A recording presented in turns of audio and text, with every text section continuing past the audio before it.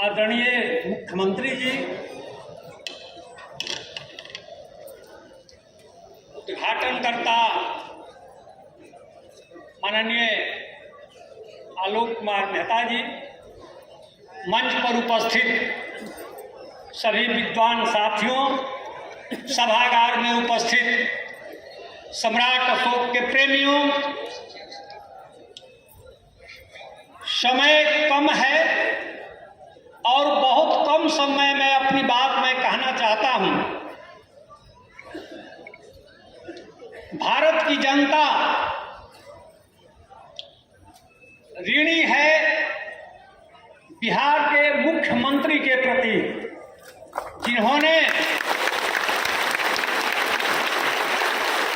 पूरे देश के इतिहास में ये पहले और अब तक के आखिरी मुख्यमंत्री हैं जिन्होंने सम्राट अशोक जयंती के अवसर पर राजकीय अवकाश की घोषणा की है।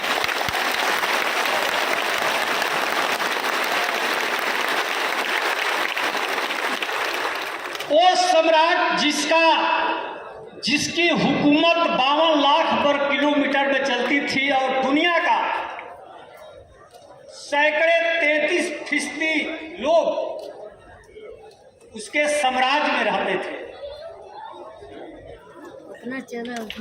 और प्राचीन काल में सम्राट अशोक ने कन्वेंशन कराने के लिए पाटलिपुत्र में अशोकाराम बनवाया था और आधुनिक काल में माननीय मुख्यमंत्री ने अशोक कन्वेंशन सेंटर बनवाया।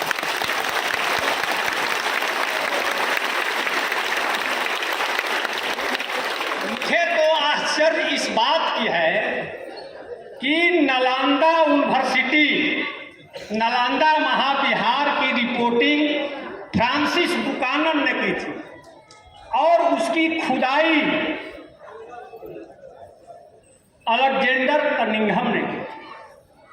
और उसी नालंदा के पास तेलहरा विश्वविद्यालय है, नालंदा से भी प्राचीन, जिसकी रिपोर्टिंग अलेक्जेंडर कनिंघम ने की थी और उसका उत्खनन कार्य 2009 ईस्वी में माननीय मुख्यमंत्री श्री नीतीश कुमार ने की थी।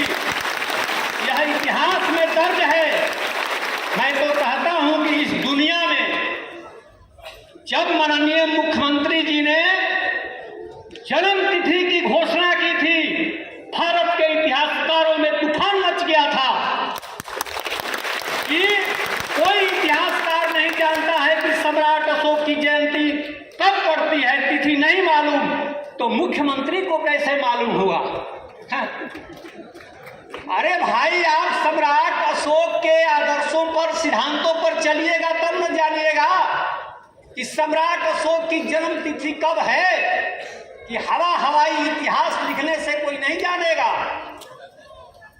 भारत नहीं, आपको इस मंच के माध्यम से मैं बोलना चाहता हूं कि सम्राट अशोक के सिद्धांतों को अपनाने के लिए दुनिया के बड़े बड़े राजाओं के बीच में होड़ लगी थी।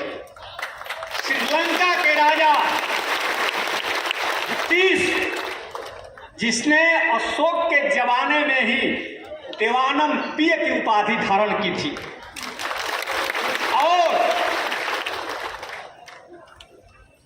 चीन का राजा लियांग वुडी, चीन का राजा जिसको चीन का सम्राट अशोक कहा जाता है, चाइना में सम्राट अशोक का मंदिर बनवाया था और वो मंदिर आज भी है। ये बात 6वीं शताब्दी ईस्वी की मैं कह रहा हूं। और 12वीं सदी में कंबोडिया का राजा जयवर्मन सप्तम, नाम नोट कर लीजिए, जयवर्मन सप्तम कंबोडिया का राजा 12वीं सदी में चैत्र शुक्ल अष्टमी को सम्राट अशोक की जयंती मनाता था, और वो भी 7 दिन। यह वर्ल्ड के हिस्ट्री में रिकॉर्ड है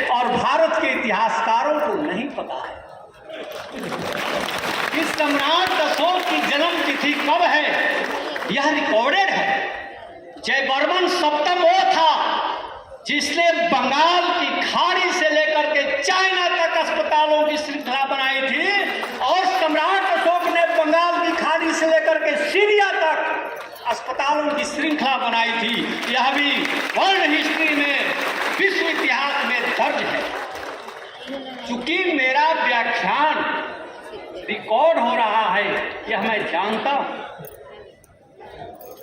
और यह भी जानता हूं कि मैं प्रोफेसर के रैंक पर हूं, इसलिए पूरी बात मैं होशो हवास के साथ कह रहा हूं।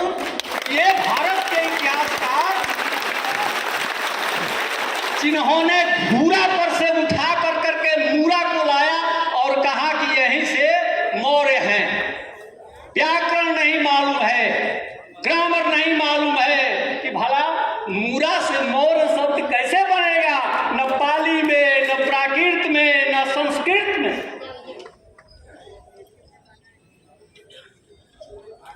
अभी तो ये लोग सम्राट अशोक के शिलालेख ही नहीं पढ़ पा रहे हैं, नहीं पढ़ पा रहे हैं। मैं उसको सीधे पढ़ता हूं। बहुत सारे इतिहासकारों ने लिखा, देवानाम प्रिय, देवताओं के प्रिय राजा अशोक। मैंने सोचा कि जरा पढ़कर हम भी देखें। अरे भाई, वो सम्राट अशोक ने उसको प्राकृत भाषा में लिखा है, तो वो देवानाम प्रिय नहीं, ये तो संस्कृत भाषा का शब्द हो गया। देवानम पिय लिखा हुआ है, देवानम पिय, और वहां देव का मतलब है अरहत, बुद्ध। बुद्ध प्रिय राजा अशोक, देवानम पिय का अर्थ हुआ ये नहीं कि देवताओं के प्रिय राजा अशोक। अशोक के जितने भी शिलालेख हम लोगों को मिले हैं, किसी पर किसी देवी देवता का उल्लेख नहीं है। अगर है तो वो केवल बुद्ध का ही है। एक बात ध्यान आ गया, यहाँ एक मोहल्ला है भिखना पहाड़ी, पटना में। चूंकि मुख्यमंत्री यहाँ उपस्थित हैं, इसलिए मैं यह बात कह रहा हूं कि भिखना पहाड़ी क्या है। भिखना पहाड़ी जो मोहल्ला है, वहां पर सम्राट अशोक ने एक पहाड़ी बनवाई थी अपने छोटे भाई को रहने के लिए। वो राजगीर के गृहकूट पर रहते थे सम्राट अशोक के छोटे भाई। लेकिन बाद में जो राजकुमार महिंद थे, सम्राट अशोक के बेटे महिंद, जिसे हम लोग संस्कृत में महेंद्र कहते हैं, महेंद्र का नाम नहीं था, महिंद था, तो वहीं रहते थे। 1894 ईस्वी में, 1892 ईस्वी में लॉरेंस वाडेल ने उसकी जांच की थी, भिखना पहाड़ी। वो रिटन किताब है उसकी, अंग्रेजी में। तो वो क्या देखे वहां कि भिखना पहाड़ी एक पहाड़ी थी। ये 1892 की बात है, बहुत समय नहीं बीता। तो एक पहाड़ी थी और पहाड़ी के ऊपर भिखना कुंवर की पूजा होती थी। और उस लॉरेंस वाडेल ने लिखा है कि भिखना कुंवर और कोई नहीं, भिखू कुंवर माने भिखू महेंद्र ही थे, महेंद्र, जिनके नाम पर यहाँ आज भी पटना में महेंद्र घाट है। वो आदमी बौद्ध धर्म के प्रचार के लिए श्रीलंका चला गया और आज भी थेर महेंद्र की समाधि वहां श्रीलंका में मौजूद है, आज भी। लेकिन हम भारत के लोग थेर महिंद के नाम पर पटना में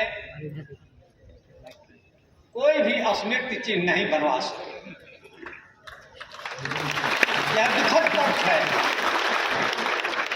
हमारे सूबे का नाम बिहार है, तो जाहिर है कि चप्पे चप्पे पर बिहार था। ह्वेनसांग ने अपनी डायरी में लिखा है कि इस पटना में 100 बिहार थे, 100। अब सोच लीजिए, सम्राट अशोक के बड़े बड़े लाट थे, बड़े बड़े स्तूप थे। उस समय पटना कैसा रहा होगा। मैं एक एग्जाम्पल छोटा सा देना चाहता हूं आरा का।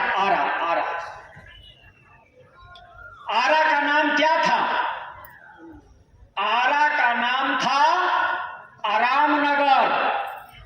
आप कहिएगा कि प्रोफेसर साहब क्या आप कथा कहानी कहने लगे? कथा कहानी नहीं है, रुकिए जरा एक सेकंड।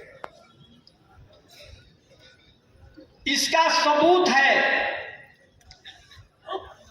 मसाढ़ में आरा से 6 मील पश्चिम गांव है, जहां से सम्राट अशोक का वो जो सिंह स्तंभ है वो मिला है, जो आज पटना म्यूजियम में है।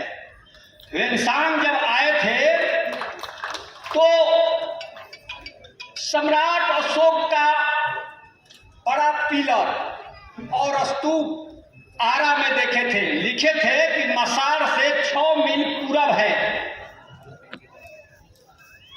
इधर हम लोग को मसाढ़ में एक अभिलेख मिला है,